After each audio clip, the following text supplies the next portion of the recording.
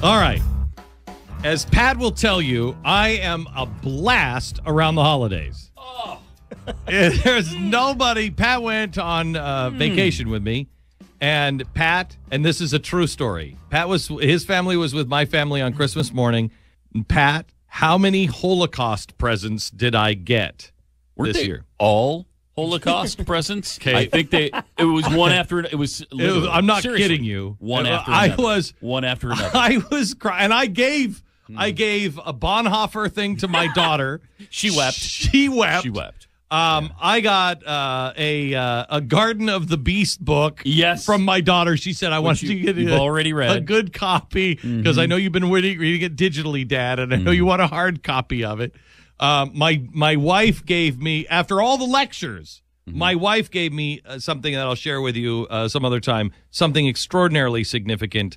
But it revolves around the Holocaust. And you wept. But I wept like a baby girl. I'm of a mindset that people shouldn't weep when they receive a Christmas gift. Oh, no, because it's meaningful. It's meaningful. It wasn't sad. No, it's so meaningful. I don't want it to be that meaningful. Okay, so I want it to be happy and fun. I have never read anything out loud to another man before, but I read a book to Pat out loud. Did I not? Yes, you did. And yes, you did. I tried to stop, actually, and you actually said... No, I wanted to hear it. Yeah, he was like, wait, read some more. And I'm like, no, you read it. And he's like, no, we had time. Read it. The name of the book is How Do You Kill 11 Million People? And he said, oh, that sounds good. And I said, that sounds like fun. Merry Christmas, everybody. I said, listen, the author is Andy Andrews.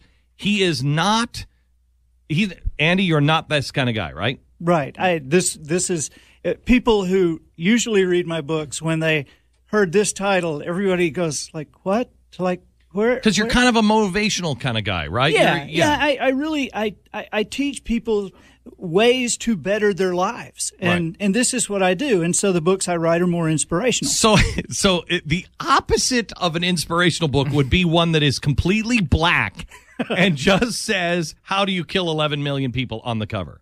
But this is what we try to do every single day, and I've not been able to do it in a pithy fashion. This is one, and Stu just read it last night, one of the best explanations of what we're facing right now in the country. You want to explain just a little bit? You're going to be on the TV show tonight to really go through it. Right. But will you kind of explain a little bit? Absolutely. It came about with the question I asked myself for 5 years, because I know what you try to do is to bring people together. Now, sometimes as we bring people together, we become polarizing, and that's not what we're wishing for. We're wanting to bring people to a common point. So I asked my question, can I write something that doesn't say Democrat or Republican, never says liberal or conservative, and yet every single person, when they read it, would agree with it?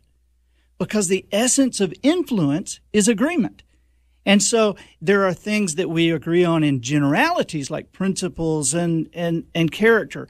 But in specific, I finally found one thing that we agree on. And that is, you could go anywhere on the street and you could ask anybody, do you think it's okay for politicians to lie, or should they tell the truth? Every single person will say, oh, they should tell the truth, even if they're lying about it, right? Right. And so the idea here was how to demonstrate this in a palpable way. I wanted to create something literally take 15 minutes to read, something, this cheap little book that people could give away, that people could read out loud to each other, and if more people would listen to me, I would read this out loud to them. If more people would, if my wife would ever, well, I've said to my wife, she's like, you're not reading that to me. And I'm like, no, but it's really, you're not reading that to me.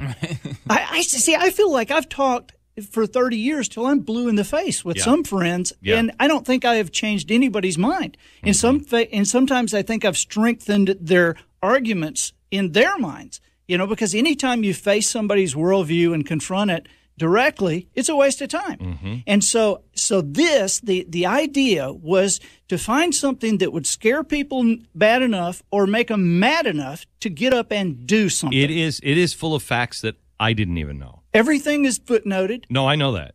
But there are things in here, right, with you too. Yeah. Oh, yeah. Things in here I had to look up the footnotes because I'm like, No way. I've never even heard that. And I'm pretty good on this kind of stuff. Well, see, I had always had this question watching the Holocaust movies or watching this kind of thing. I thought, how are they doing that? How do you do that? And I'm not saying how do you kill 11 It's not million like people? it's a starter kit, right? No, it's not Yeah. what weapons do you use or what mindset does somebody have. or how do we start this kind of thing. It's how do you stop it? idea is, how did 11 million people allow themselves to be killed?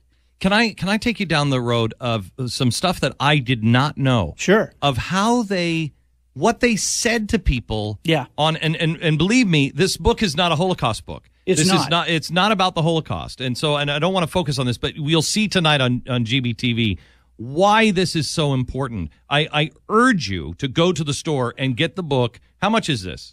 Well, it's like $14.99. So that's what it says on the back. They discount it. Yeah. How do you kill 11 million people? I'm telling you, you'll read this book. You could read it in the store. You'll read this book and you'll buy 5 copies.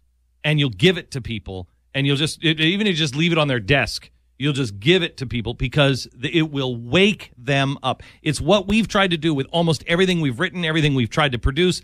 Everything we do is with this goal in mind, and you hit it out of the park.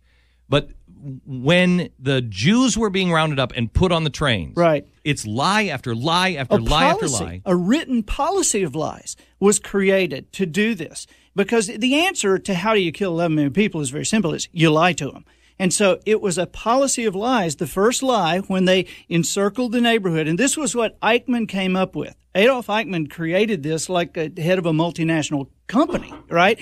And so the first lie was as they encircled the neighborhoods with barbed wire, which later became known as ghettos, they would post signs saying everything is fine, we have advancing troops, we're just keeping the neighborhoods where they are, continue about your lives, this is a temporary necessity of war.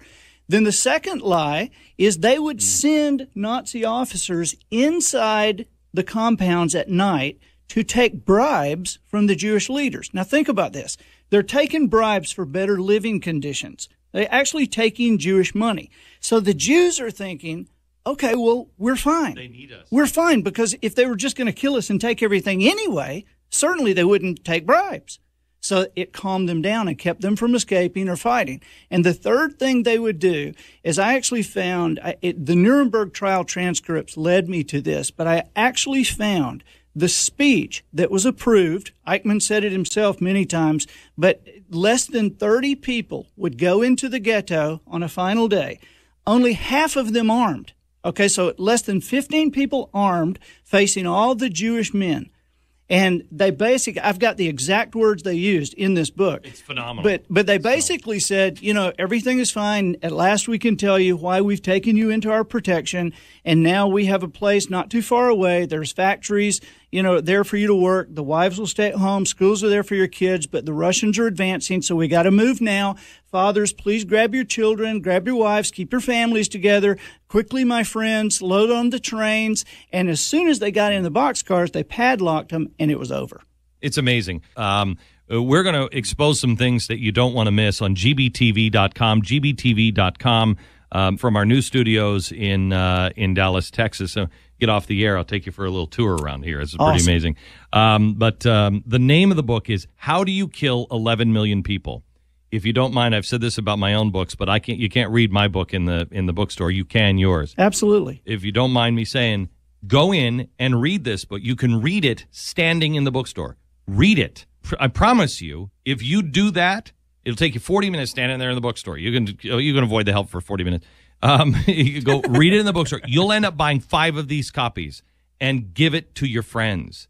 This is a way. It is not about politics. And you know that I am not saying that Barack Obama is a Nazi, because I'm also saying that the progressive way of life is the disease, and I have told you that Newt Gingrich is just as dangerous. This is not about parties. This is not about elections. This is about fixing the country by fixing yourself, and the way to fix it is to face the truth and the facts. Andy, we'll talk to you at 5 o'clock tonight. Awesome. Get the book, How Do You Kill 11 Million People? It's a fun-filled romp.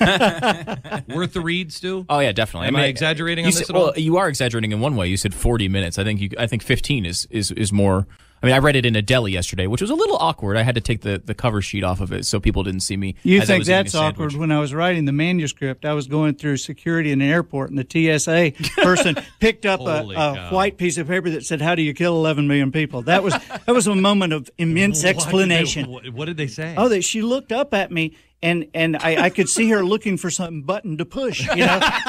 And I said, "No, I'm a writer. I'm not a very good one, but I'm."